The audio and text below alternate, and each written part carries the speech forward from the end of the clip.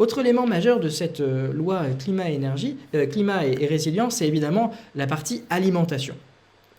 Dès le début du quinquennat d'Emmanuel Macron, nous avions voté une loi qui s'appelle Agriculture et Alimentation, ou loi Egalim, dans laquelle nous avions proposé la mise en place d'un choix végétarien dans les cantines publiques, les restaurations collectives, donc tout ce qui est école et EHPAD, avec un choix végétarien par semaine. Dans cette loi, on va plus loin, puisqu'on s'est rendu compte que la mesure était grandement acceptée et elle était positive et elle montrait ses effets positifs. Nous allons maintenant aller plus loin et expérimenter pendant les 2 prochaines années, après le vote de la loi, le choix végétarien tous les jours dans la restauration collective et publique. Et à l'issue de ces 2 ans d'expérimentation, si l'expérimentation est positive, c'est-à-dire en termes d'apport nutritionnel, de gaspillage alimentaire, de coûts pour les usagers et de fréquentation des restaurants, eh bien, la mesure sera généralisée dans toutes les écoles et dans tous les EHPAD et dans toute la restauration collective.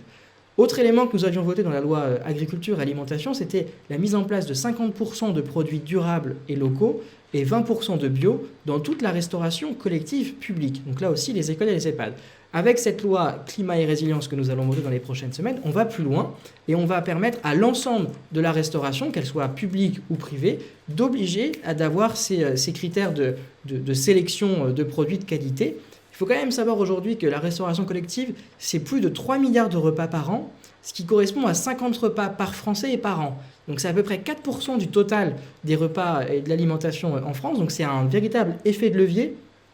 pour vraiment enclencher une dynamique positive et faire en sorte que nos produits locaux, durables, qui ont des labels de qualité, puissent vraiment s'installer durablement dans notre alimentation et que les Français prennent des réflexes de pouvoir vraiment s'alimenter avec des produits de meilleure qualité et aussi faire baisser les coûts de ces produits pour faire en sorte qu'ils soient accessibles au plus grand nombre.